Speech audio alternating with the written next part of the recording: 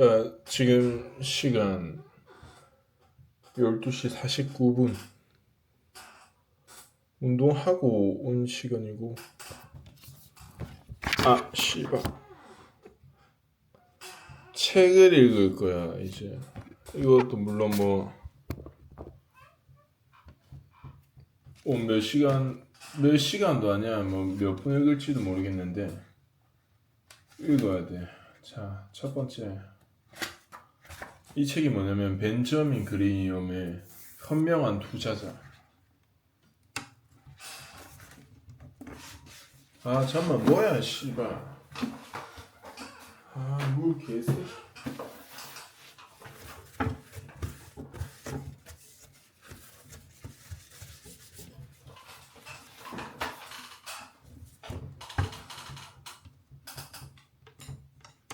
몇 시간 다 있.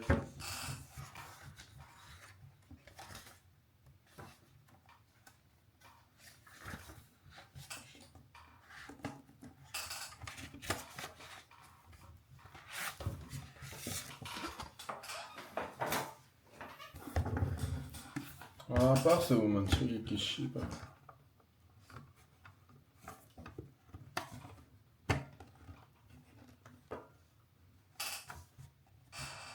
자, 차례 1장. 투자와 투기.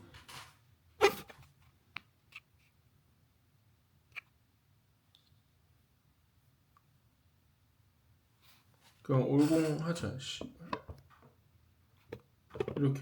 이렇게 가야겠다. 자, 투자와 투기.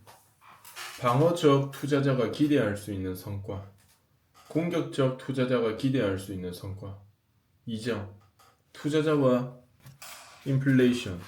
인플레이션과 기업 이익. 인플레이션에 대비할 수 있는 다른 대안. 결론. 3장. 주식시장 100년. 그리고 1972년 초의 주가 수준. 1972년 초 주식시장. 앞으로의 추세. 4장. 방어적 투자자를 위한 포트폴리오 전략. 채권과 주식을 통한 자산 배분의 근본적인 문제. 채권 종목 선택. 비전환 우선주. 다른 형태의 증권. 5장. 방어적 투자자를 위한 주식 투자. 주식 투자의 가치. 주식 포트폴리오 구성 규칙. 성장주와 방어적 투자자. 포트폴리오 변경. 정액 분할 매수. 투자자의 개인적 특수성. 위험의 개념에 대한 참고사항. 대형주이고 인지도가 높고 재무 구조가 건전한 기업. 6장. 공격적 투자자를 위한 포트폴리오 전략. 피해야 할 전략. 비우량 등급 채권 및 우선주. 해외 국채. 신규 발행 증권 일반. 신규 발행 보통주. 7장. 공격적 투자자를 위한 포트폴리오 전략. 해볼만한 전략. 주식 운용. 포뮬러 기법에 따른 매매 시점 포착. 성장주 투자. 공격적 투자자에게 추천하는 3가지 투자 분야. 내 투자 원칙의 함의. 8장. 투자와 시장 변동성. 시장의 등락을 활용한 투자 결정. 저점 매수, 고점 매도. 포뮬러 플랜. 투자자의 포트폴리오에서 발생하는 가격 변동. 사업의 가치와 주식의 가격. AMP의 사례, 요약. 채권 가격의 변동성. 9장. 펀드 투자. 전반적인 펀드 투자의 성과.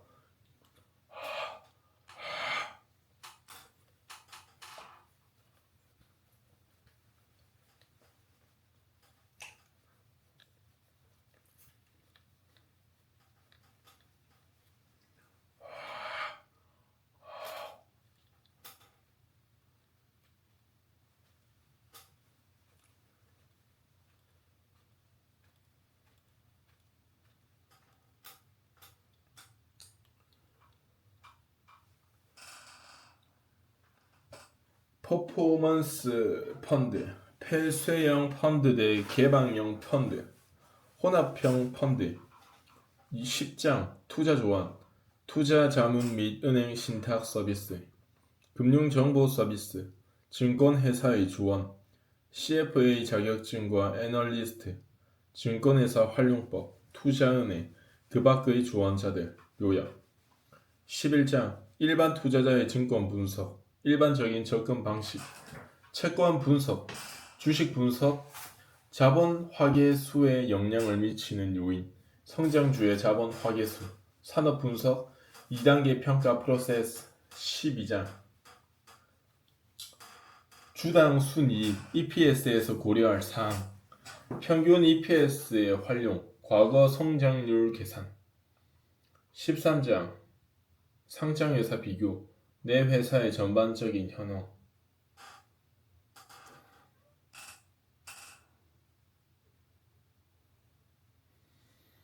14장 방어적 투자자를 위한 종목 선정 방법, 다우지수의 종목 선정 기준 적용하기, 공익기업 투자 전략, 금융주 투자 전략, 철도주 투자 전략, 방어적 투자자를 위한 선택 기준. 15장 공격적 투자자를 위한 종목 선정 방법, 그레이엄 뉴먼 방식 요약, 비우량주, S&P 주식 가이드를 통한 종목 선정, 단일 기준에 의한 종목 선정, 저평가 종목, 특수상황, 워크아웃.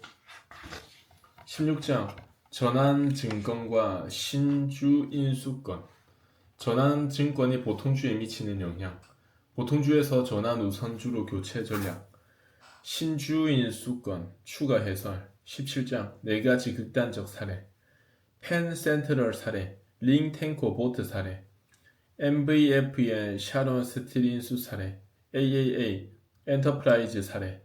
18장 기업 비교 분석 방법, 비교 1, REI 상점, 사무실, 공장 등과 REC 부동산 투자 종합건설, 비교 2, 에어 프로덕츠 산업 및 의료용 가스 등과 에어 리덕션 산업용 가스 및 장비, 화학제품, 비교 3, 아메리칸 홈 프로덕츠 의약품, 화장품, 가정용품, 사탕과 아메리칸 호스피탈 서플라이 병원용품 및 장비 유통 및 제조.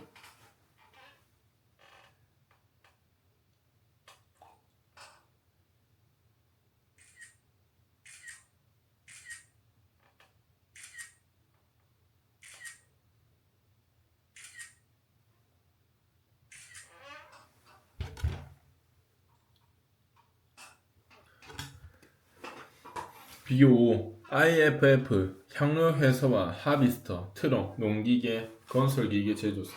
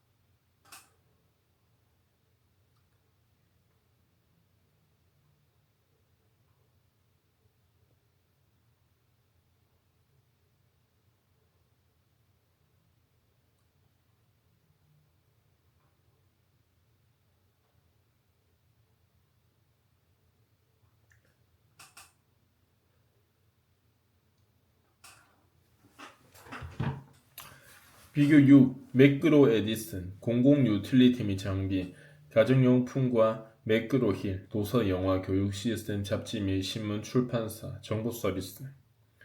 비교 7. 제너럴과 프레스토 대규모 다각화 복합기업과 다양한 전자제품 방위산업. 비교 8. 와이팅 차량 유지 관리 장비와 윌콕스 소규모 복합기업 일반적인 고려사항. 19장 주주와 경영진 배당 정책, 주주와 배당 정책, 주식 배당과 주식 분할. 20장 투자의 핵심, 안전 마진, 분산 투자 이론, 투자와 투기의 기준, 투자 개념의 확장, 요약, 후기, 부록. 그레이엄 도드 말의 투자 고수들 1972년 투자 소득세 및 증권 거래세에 관한 주요 규정 새로운 주식 투기 동향 사례 연구 에트나 메인터넌스 컴퍼니 MVF의 sharon 스틸 주식 인수에 대한 세무 회계 투자 대상으로서의 기술주 색인 역자 주 자, 차례는 이렇게 알아봤고 뭔 말인지 모르겠어 사실.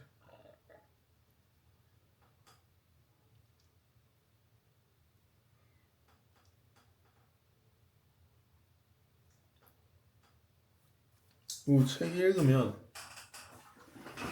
이상하게 몸이 피곤해. 컴퓨터 할 때랑 다르게.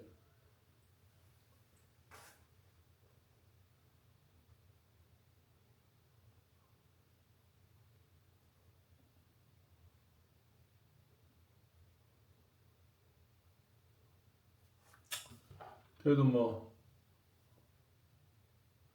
해봐야지 않겠나. 돈 많이 벌고 싶잖아 씨발.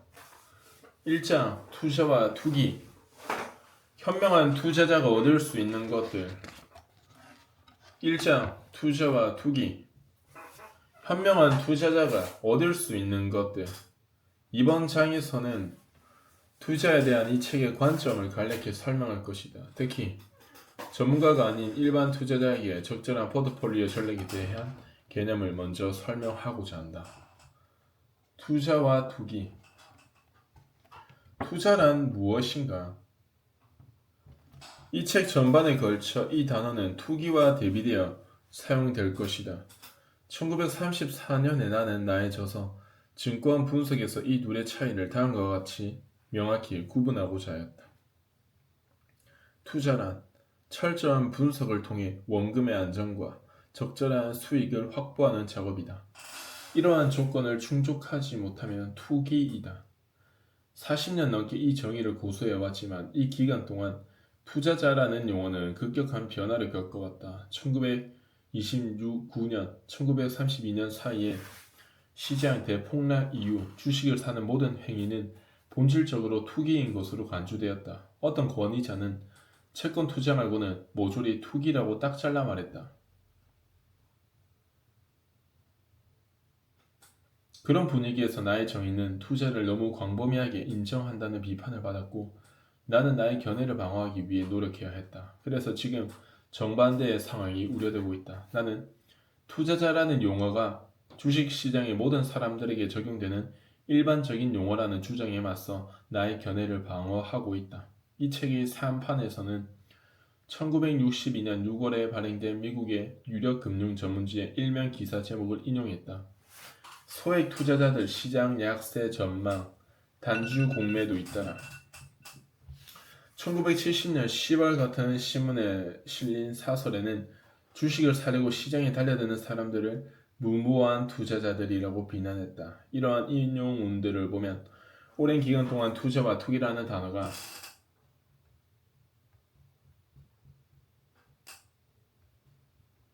얼마나 혼란스럽게 사용되고 있는지 알 수 있다. 위에서 내가 제시한 투자에 대한 정의를 생각해보고 경험도 얼마 없는 사람들이 주가 하락을 확신하면서 주식을 공매도하는 것과 비교해봐라. 1962년 기사가 나왔을 때 시장은 이미 크게 하락한 시점이며 시장은 오를 일만 남은 상황이었다. 공매도를 하기에는 최악의 시기였다. 나중에 인용된 무모한 투자자들이라는 말은 낭비하는 구두쇠라는 표현처럼 명백한 모순이다. 명백한 모순이다. Right? Alright.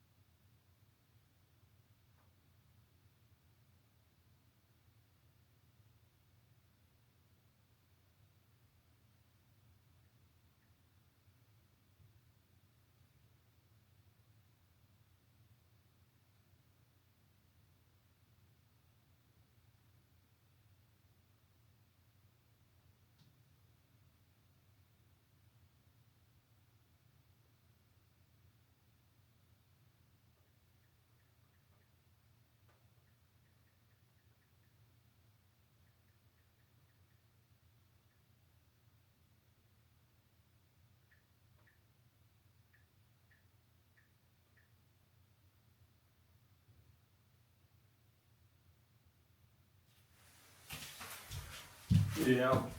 네, 선생님.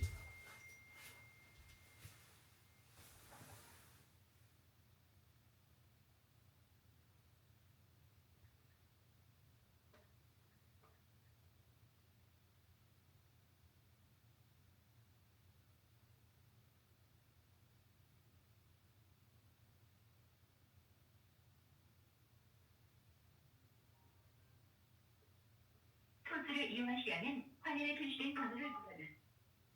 인증되었습니다.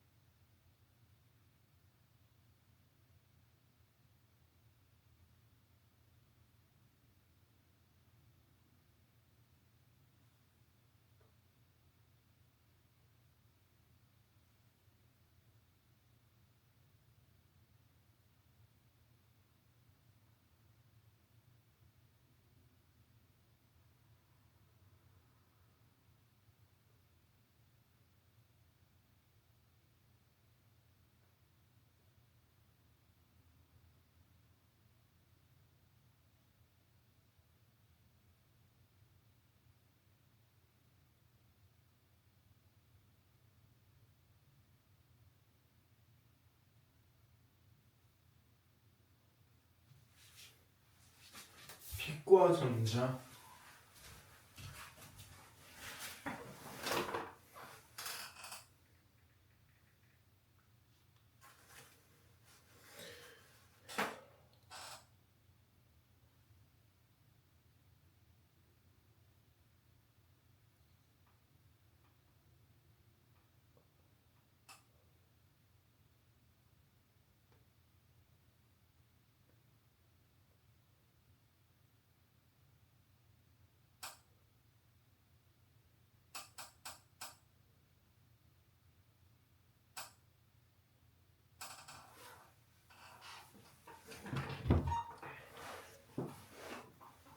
이와 같은 경우에 시몬은 모두 투자자라는 단어를 사용한다. 왜냐하면 월스트리트에서는 증권을 사거나 파는 모든 사람을 아무 고민 없이 투자자라고 부르기 때문이다. 그가 어떤 종목을 사는지, 어떤 목적으로 사는지, 어떤 가격으로 사는지, 현금으로 사는지, 아니면 신용으로 사는지는 전혀 중요하지 않다. 이를 1948년 대중이 주식을 보는 시각과 비교해보자. 당시 어느 설문조사에서 설문에 응한 사람의 90% 이상은 주식을 매수하지 않겠다고 답했다. 그 이유를 묻는 질문에는 절반 정도가 안전하지 않은 도박이기 때문이라고 답했고, 절반 정도는 잘 모르기 때문이라고 답했다. 주가가 저점에서 곧 사상 최대 상승을 앞둔 시점에서 사람들은 주식 매수하는 것을 투기 또는 위험하다는 이유로 꺼려하고, 반대로 과거 경험상 의심의 여지 없이 위험한 수준까지 오른 시점에서 주식을 매입하는 대중 전체를 투자자로 부른다. 놀라운 일은 아니지만 매우 역설적인 상황이다. 주식에 대한 투자와 투기는 항상 명확히 구별되어야 하는데, 이러한 경계가 흐려지는 현재의 상황은 매우 우려스럽다. 나는 투자업계가 이러한 구별을 다시 활용하여 대중에게 제공하는 모든 거래에서 이를 강조해야 한다고 수시로 말해왔다. 그렇지 않으면 언젠간 주식 거래로부터 막대한 투기적 손실을 입은 사람들로부터 이에 대해 제대로 경고를 해주지 않았다는 비난을 받게 될 것이다. 역설적이게도 최근 일부 증권회사들이 겪고 있는 재무적 어려움의 상당 부분이 자기 자본으로 투기적인 주식을 거래한 데서 비롯된 것으로 보인다. 이 책을 읽는 독자들은 주식 자체에 내재된 위험, 즉 수익의 기회와 분리할 수 없는 위험을 합리적으로 명확하게 이해하고 투자 판단에 반드시 고려해야 한다. 이는 더 이상 우량주가 바닥을 찍고 추가 하락 위험이 완전히 사라질 때까지 무작정 기다려서는 안 된다는 것을 의미한다. 대부분의 경우 투자자는 자신이 보유한 주식에 일정 수준의 투기적 요소가 내재되어 있음을 인식해야 한다. 모든 투자자는 이러한 요소를 감내할 수 있는 수준으로 제한하며 단기적 또는 장기적으로 발생할 수 있는 불리한 결과에 대해 재무적, 심리적으로 철저히 대비해야 한다. 투기적 주식 매매뿐만 아니라 주식 자체에 내재된 투기적 요소도 반드시 고려해야 한다. 노골적으로 말하자면 투기는 불법도 아니고 부도덕한 것도 아니며 쉽게 돈을 버는 지름길도 아니다. 대부분의 주식 투자는 이익과 손실 가능성이 혼재하며 그에 따른 위험은 누군가가 감수해야 하기 때문에 어느 정도 투기적인 요소는 있을 수밖에 없다. 현명한 투자가 있듯이 현명한 투기도 있다. 그러나 투기는 종종 비이성적인 방향으로 흐를 수 있다. 그중 대표적인 것은 첫 번째, 투자라고 착각하며 행하는 투기. 두 번째, 적절한 지식과 기술이 부족한 상태에서 과도하게 몰입하는 투기. 세 번째, 감당 안 되는 거액을 투기하는 경우이다. 나의 보수적인 견해로는 비전문가가 신용을 활용해 거래를 하는 행위는 사실상 모두 투기라고 본다. 따라서 증권회사는 이러한 사실을 투자자에게 의무적으로 고지해야 한다고 생각한다. 그러나 소위 유행하는 주식을 따라 사거나 이와 유사한 방식으로 매수하는 모든 사람은 투기나 도박을 하는 것이다. 투기는 언제나 사람들을 현혹시키고 이익이 나는 순간에는 매우 재미있다. 그러나 운을 시험해보고 싶다면 투기를 목적으로 하는 별도의 계좌를 개설해 자금의 일부만 넣고 운용할 것을 권한다. 그 계좌에 넣는 금액은 적을수록 좋다. 또한 만약 그 계좌에서 수익이 발생한다고 하더라도 절대 추가 자금을 넣어서는 안 된다. 오히려 그 순간이 바로 투기 계좌에서 돈을 인출해야 할 때이다. 한 계좌에서 투자와 투기를 동시에 하는 것은 절대 피해야 한다. 그런 시도는 아예 생각조차 하지 말아야 한다. 방어적 투자자가 기대할 수 있는 성과. 이미 정의한 바와 같이 방어적 투자자는 주로 안전을 중시하며 번거로운 과정을 피하려는 사람이다.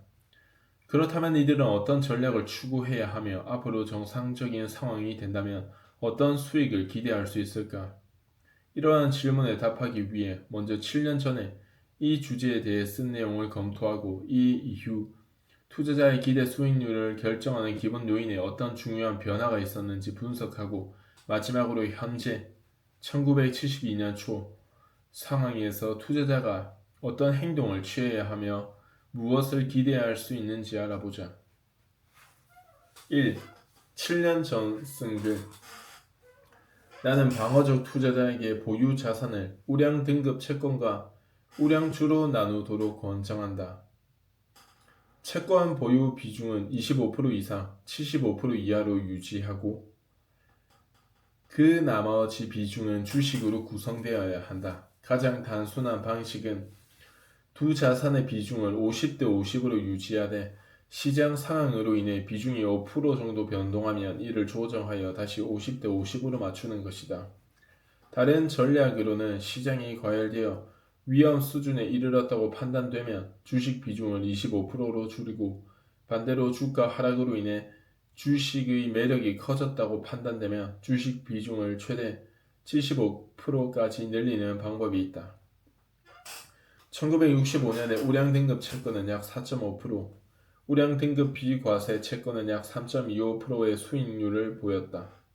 다우 지수는 892였고 배당 수익률은 약 3.2%에 불과했다. 이런 상황에서는 주의가 필요했다. 나는 정상적인 시장 수준이라면 투자자가 주식을 매수했을 때 3.5%에서 4.5% 사이의 배당 수익을 얻을 수 있고 여기에 거의 같은 수준의 주가 상승이 이루어진다면 배당과 가격 상승을 합쳐 수익률이 연간 약 7.5% 수준은 확보할 수 있을 것이라고 암시했다.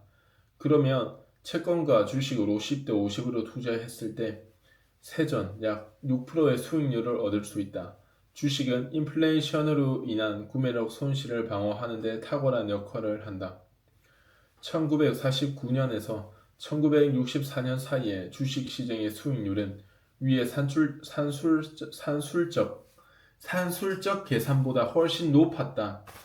이 기간 동안 주식시장에서 실현된 수익률은 평균 10%를 가뿐히 뛰어넘었으며 이는 사람들에게 미래에도 비슷한 결과를 어렵지 않게 달성할 수 있다는 기대를 하게 만들었다. 그러나 과거에 주가 상승률이 높았다는 것이 현재 주가가 너무 높다는 것을 의미하며 따라서 1949년 이후에 성과가 좋았으나 향후에는 그다지 좋지 않거나 나쁜 결과를 초래할 것이라고 진지하게 고려하는 사람은 거의 없었다. Right? 뭔 말인지 알겠나? 개새끼야. 몰라 씨발. 그냥 철거.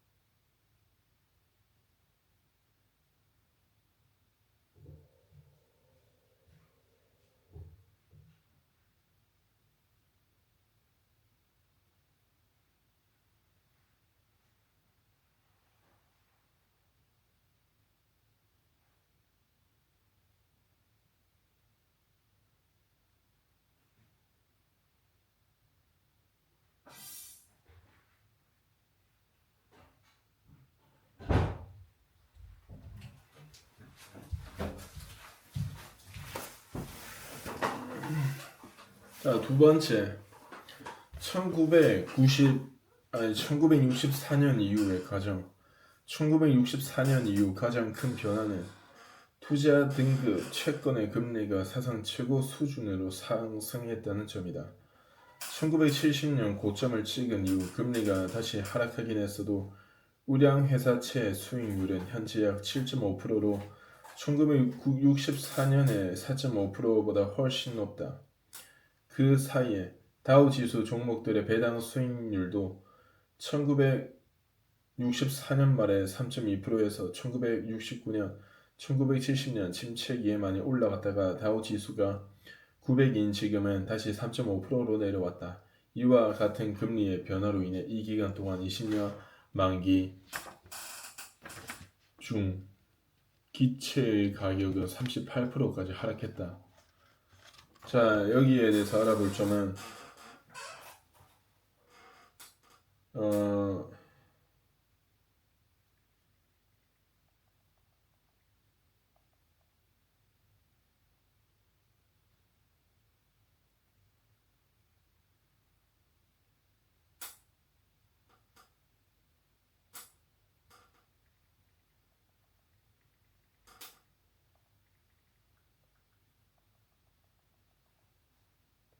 천만원 쉬고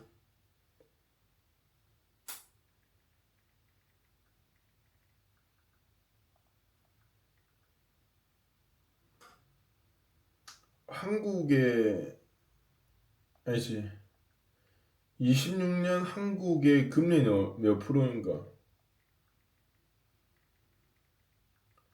그리고 다우지수가 무언가? 다우지수가 무엇인가? 미국의 뭐시기로 알고 있거든. 근데 이게 1964년에 다우지수가 900. 그럼 26년도엔 몇인가? 이러한 상황은 역설적인 측면이 있다. 1964년에 나는 주가가 너무 높아서 궁극적으로 급락할 가능성이 있다고 자세히 설명했지만 당시에는 우량 등급 채권 가격이 급락할 가능성이 있다는 것은 구체적으로 다루지 않았다.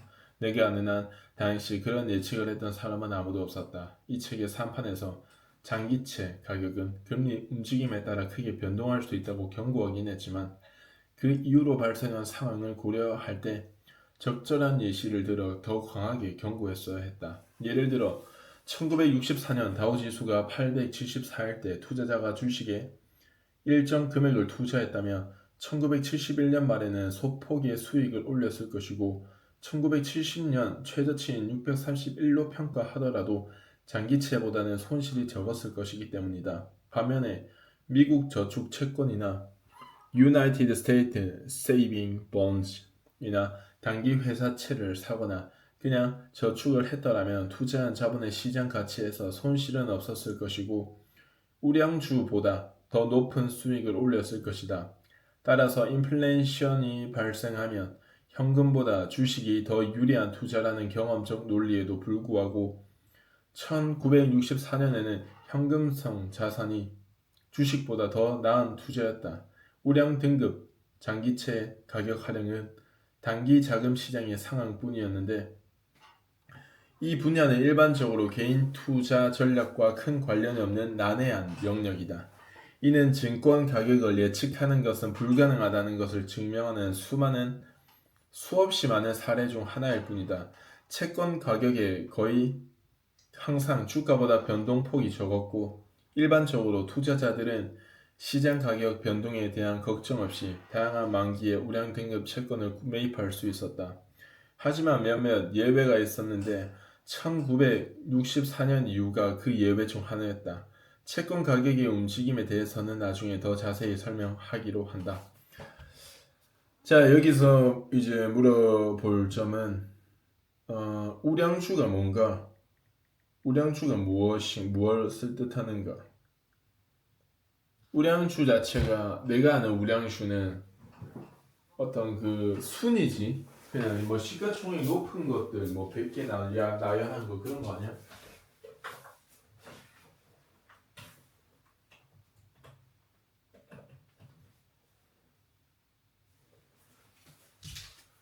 그런 걸로 알고 있고 알아가야 될 게 많네 씨발 거. 근데 돈 난 많이 벌고 싶어 진짜로. 이게 사기야 어떻게 보면.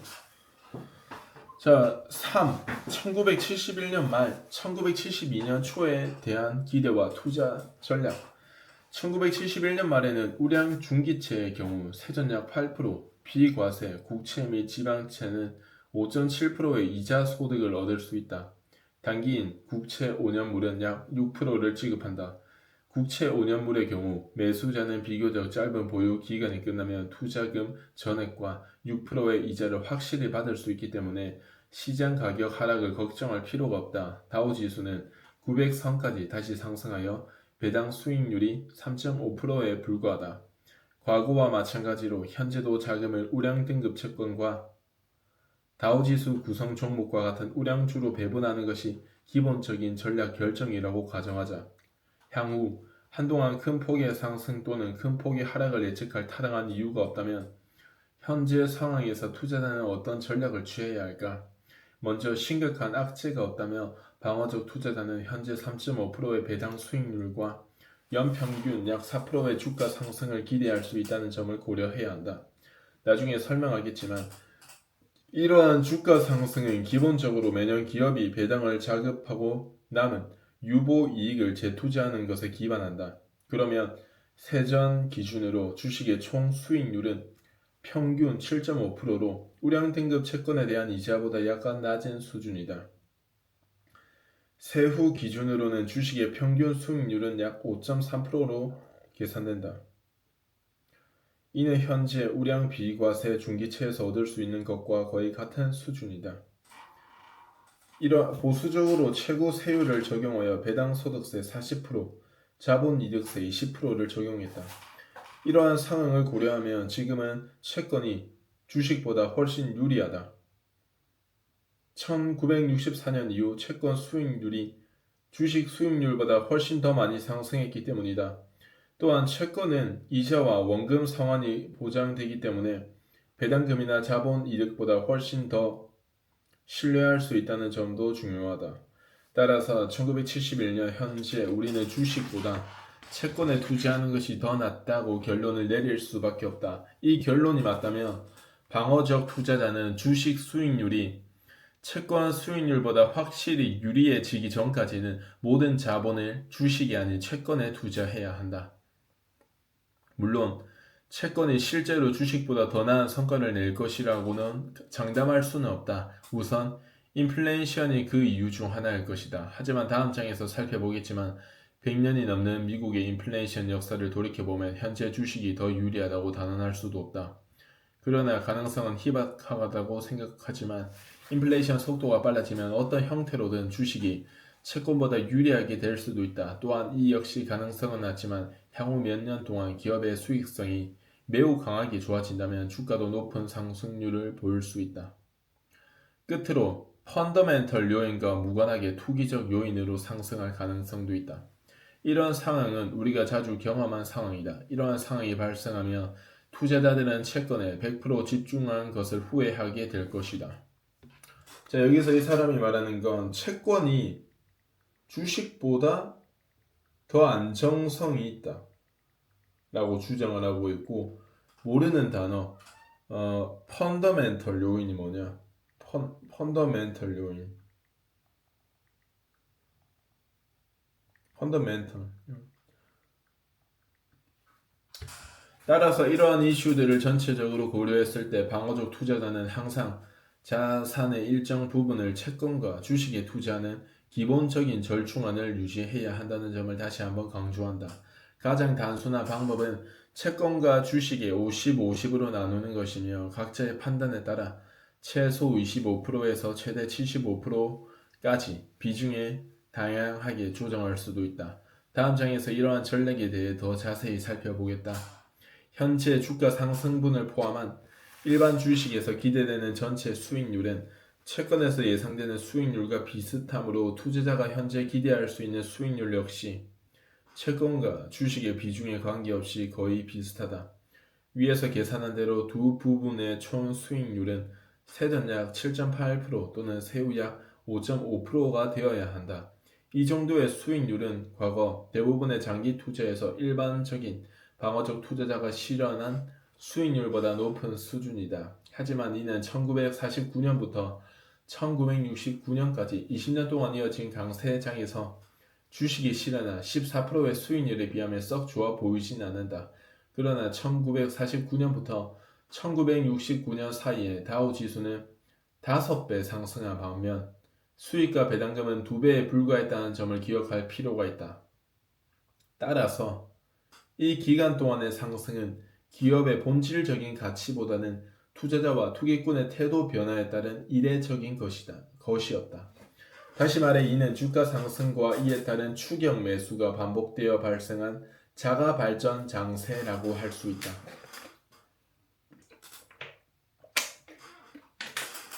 방어적 투자자의 주식 포트폴리오 구성에 대해 논의할 때 다우지수에 포함된 30개 구성 종목과 같은 주요 종목들에 대해서만 언급했다. 그렇다고 해서 이런 종목들만 투자하라는 의미는 아니다. 현재 다우지수 종목에 필적하는 다른 우량주도 많이 있으며 여기에는 공익기업 주식도 여러 포함된다. 그러나 여기서 중요한 점은 방어적 투자자의 전반적인 성과는 여러 우량주에 분산하여 투자하거나 지수를 복제한 수익률과 달라질 가능성이 별로 없다는 것이다. 더 정확하게는 어느 누구도 궁극적으로 어떤 차이가 발생할지 확실하게 예측할 수 없다는 것이다. 물론 숙련되고 통찰력 있는 투자 기법의 핵심은 시장 평균을 능가하는 종목을 고를 수 있느냐에 달려있다. 그러나 앞으로 설명하겠지만 평균 이상의 성과를 내는 것은 대형 펀드를 운용하는 전문가들에게도 어려운 일이며 따라서 나는 방어적 투자자가 평균 이상의 성과를 낼 가능성은 거의 없다고 생각한다. 지금 인용할 사례는 언뜻 보기에 지금까지의 논의와 조금 다를 수도 있다. 1960년 12월부터 1970년 12월까지의 다우지수는 616에서 839로 36% 상승했다. 10년 동안. 그러나 같은 기간 동안 훨씬 많은 500개 종목으로 구성된 S&P 500 지수는 58.11포인트에서 92.15포인트로 58% 상승했다. 자, 여기서 또 나오지. S&P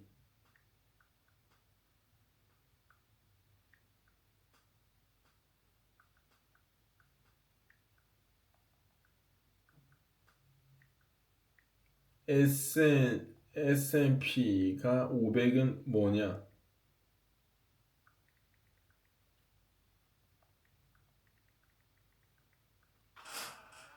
S&P 500 지수의 성과가 확실히 더 좋았다. 하지만 1960년만 해도 온갖 잡다하게 보이는 500개 주식들이 다우지수의 위풍당당한 30개 대장주를 능가할 것이라고 과감히 예측한 사람은 별로 없었다. 이 모든 것은 절대적이든 상대적이든 미래 주가에 대해 신뢰할 수 있는 예측을 할 수 있는 사람은 거의 없다는 것을 증명한다.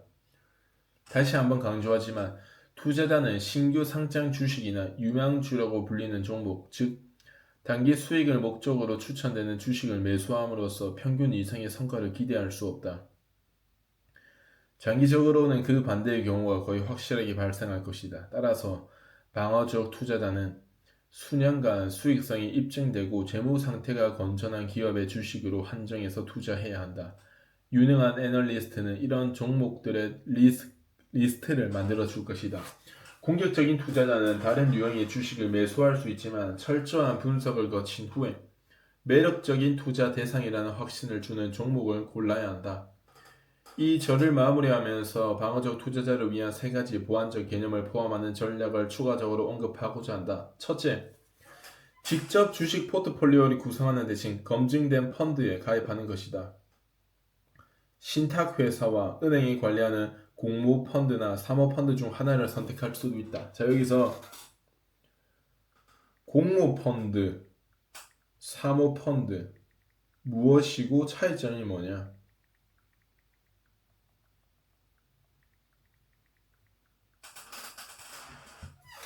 둘째, 자금이 많다면 공인된 투자 자문사의 서비스를 받을 수도 있다. 이렇게 하면 표준화된 가이드라인에 따라 전문적인 투자 관리를 받을 수 있다. 셋째는 정액 분할 매수, 달러 앤 코스트 어뱅게임 기법이라고 하는 방식인데 적립식으로 매월 또는 분기마다 일정 금액을 주식에 투자하는 것이다. 이렇게 하면 가격이 높을 때보다 낮을 때 더 많은 주식을 매수하게 되어 전체적으로 만족스러운 평균 매입 단가를 확보할 수 있다. 엄밀히 말하자면 이 방법은 넓은 의미에서 표물러 투자 기법의 하나이다.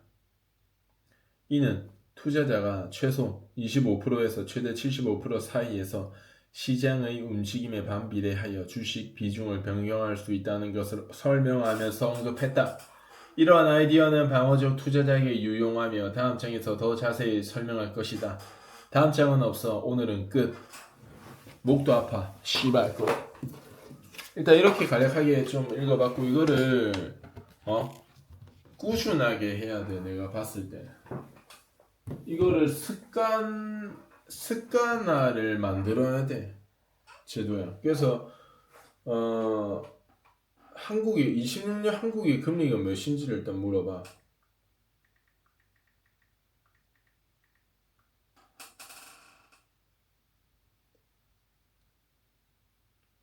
연 2.5%야. 금리가 이자지. 다우 지수가 뭐냐?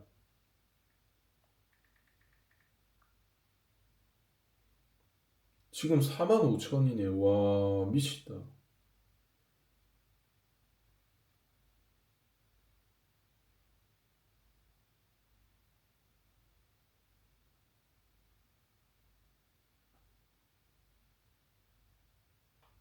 다우 지수는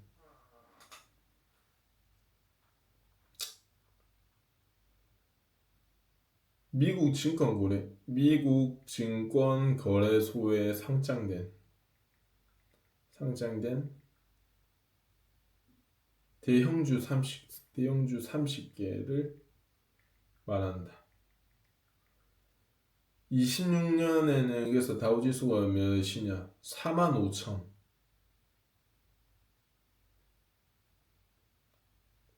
45,500.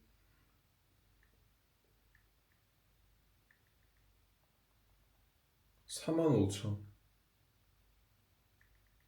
그러면 이 다우지수가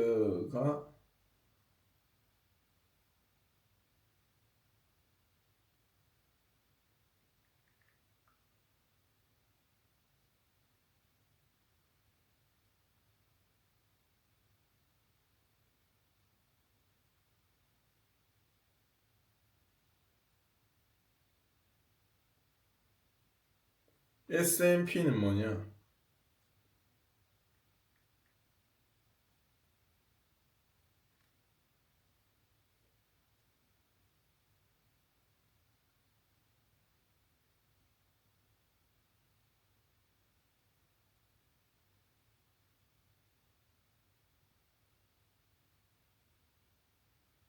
음,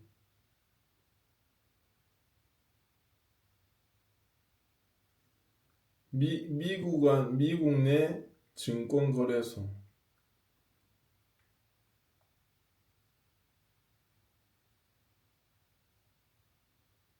상장 기업 시가총액의 80%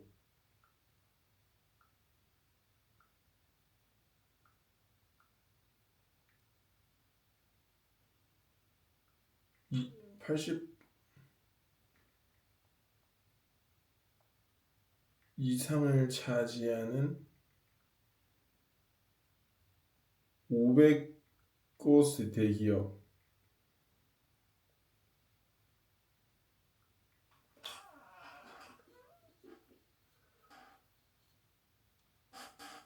그래서 현재는 몇이냐? S&P가 6,500.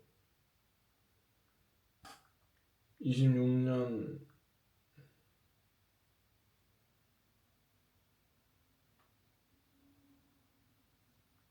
3월 월 단위로 해야겠다 이거는.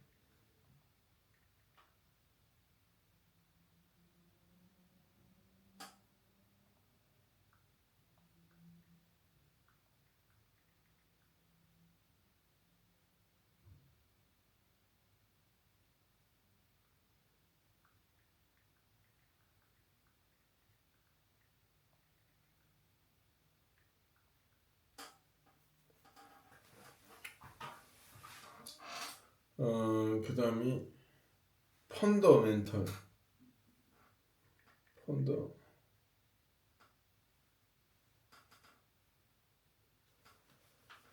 한 국가나 기업의 경제 상태를 나타내는 기초적인 여건으로 경제 성장률, 물가 상승률, 고용률, 재정 수지, 외환 보유액 등 건강함을 측정하는 것이 경제 지표를 의미한다. 주식 투자에서는 판매 동량, 재무 구조 등 기업의 내재 가치를 뜻하며 이는 환율, 금리, 자산 가격의 안정성과 방향성을 결정하는 근본적인 기초 체력이다. 뭐라 씨부린지 모르겠고 공모펀드가 뭐냐?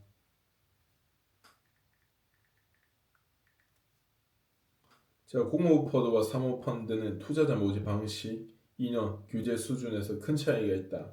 공모펀드는 50인 이상 일반 대중을 대상으로 하는 공개펀드이며 사모펀드는 49인 이하 소수 고액 자산가, 기관을 대상으로 하는 비공개 펀드, 높은 위험 수익이다라고 적혀있고. 와, 이제 끝내자. 목 아파. 씨발 1시간 했네.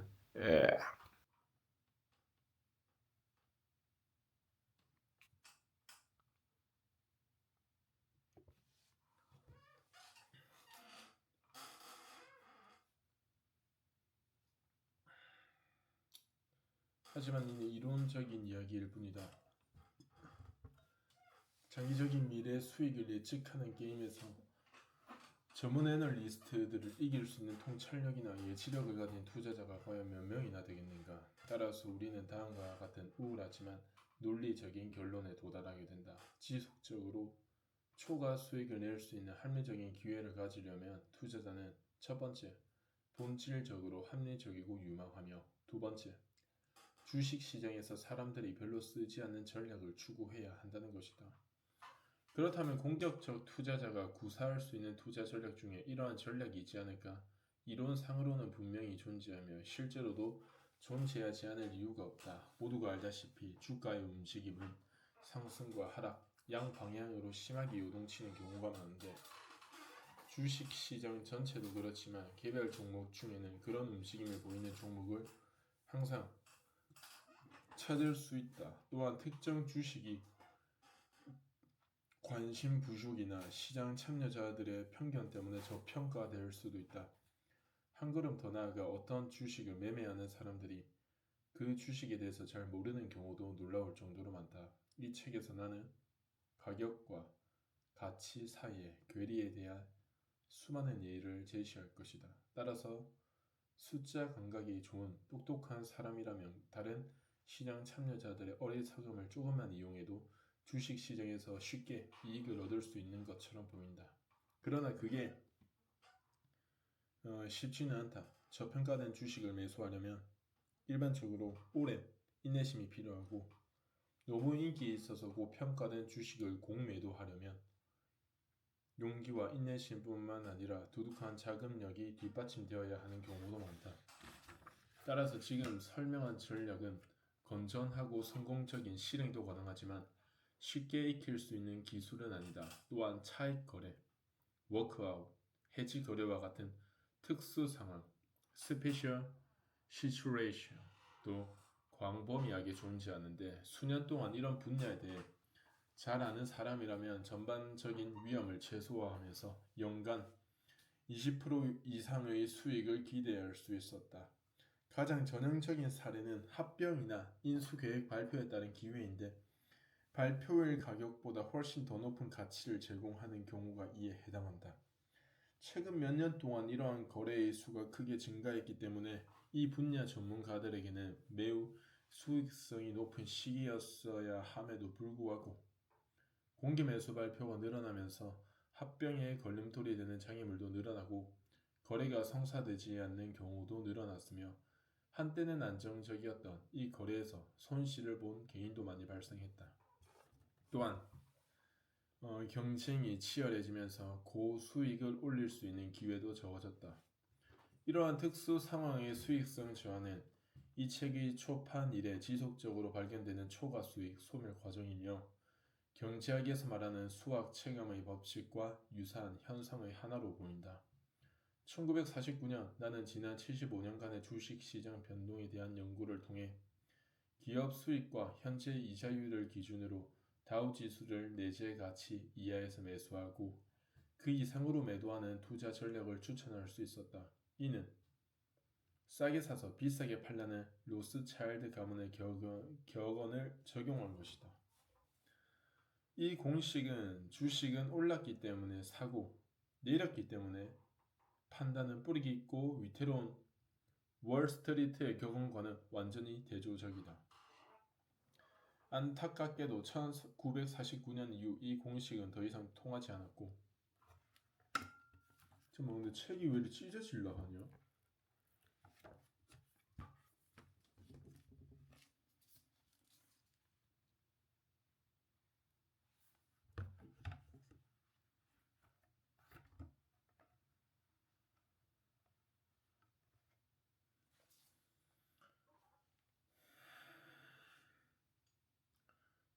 두 번째 시는 1897년부터 1933년 사이에 큰 성공을 거둔 다우 이론에 기반한 투자 전략이다. 하지만 이 전략도 1934년 이후에는 신뢰할 수 없는 성과를 보이고 있다.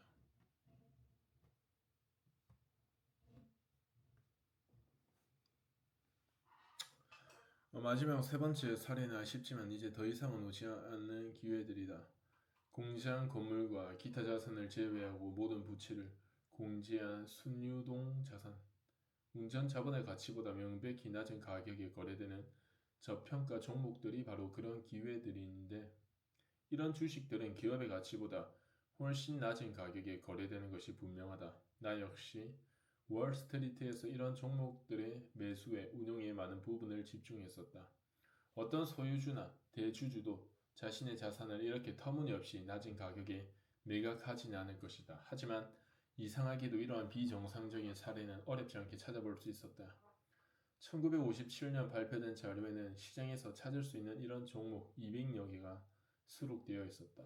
이러한 종목은 거의 모든 수익성이 있는 것으로 판명되었으며 수익률 또한 대부분의 다른 투자보다 훨씬 우수했다. 그러나 이런 주식들도 이후 10년 동안 주식시장에서 모두 사라졌다. 공격적 투자자가 현명하고 성공적으로 투자할 수 있는 믿을 만한 영역이 하나 사라진 것이다. 하지만 1970년의 주가 하락으로 이러한 저평가 종목들이 다시 상당수 등장했고 시장이 많이 회복되었음에도 불구하고 전체 포트폴리오를 이런 종목들로 구성할 수 있을 만큼 충분히 남아있다. 오늘날의 상황에서도 공격적 투자자는 평균 이상의 수익을 낼 수 있는 다양한 기회가 있다. 수많은 상장 기업 중에는 여러 가지 합리적이고 신뢰할 수 있는 기준에 따라 저평가된 것으로 볼 수 있는 기업이 항상 포함되어 있다. 이러한 기업의 주식에 투자하면 평균적으로 다우지수 또는 이와 유사한 우량주 목록보다 만족스러운 결과를 얻을 수 있다. 이러한 선택은 투자자가 포트폴리오의 주식 부분에서 연간 최소 5% 이상의 초과 성과를 창출할 수 있는 경우에만 의미가 있다고 생각한다. 앞으로 이러한 성공적인 투자를 위한 몇 가지 전략을 논의하고자 한다. 예약, 끄지, 꺼져. 지금 바지 안 입었다, 씹새끼.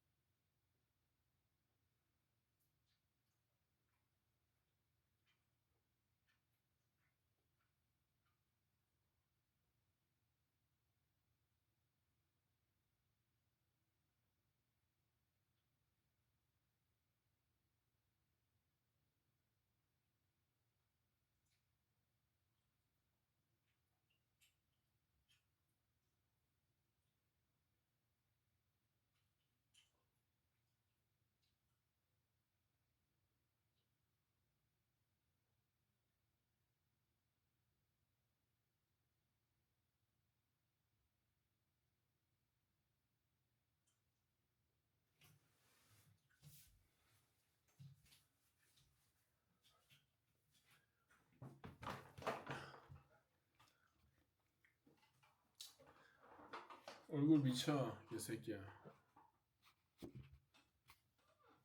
따라오고 있나?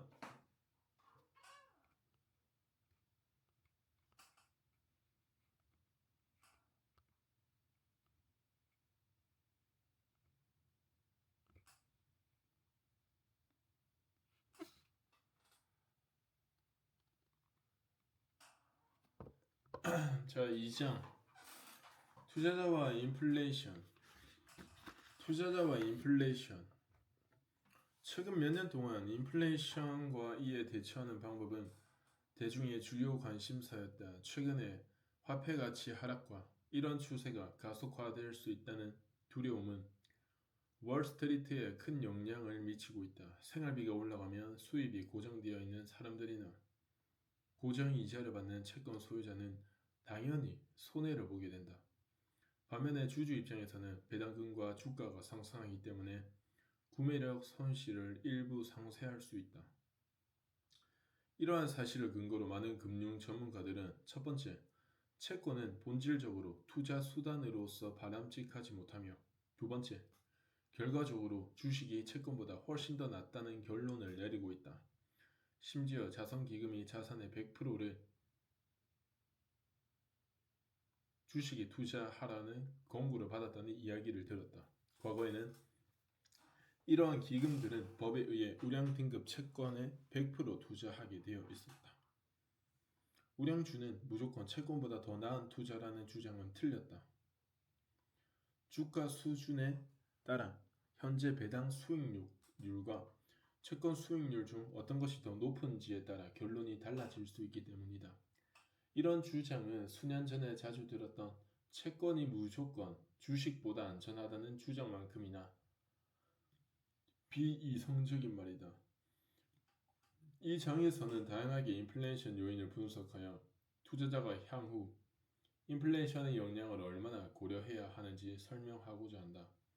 금융과 관련된 많은 다른 문제가 그렇듯 인플레이션에 대한 미래 전략 수립은 과거의 경험에 근거해야 한다. 인플레이션, 특히 1965년 이후 우리가 경험한 극심한 인플레이션은 처음 겪는 현상인가?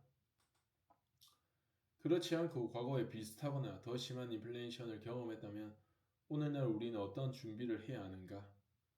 표 2-1은 물가 수준의 변화와 이에 연계되는 기업의 주당 순이익 및 주가 추이에 대한 자료이다. 1915년부터 55년을 5년 간격으로 정리했다. 가장 먼저 눈에 띄는 것은 과거에도 인플레이션이 있었다는 점이다. 그것도 아주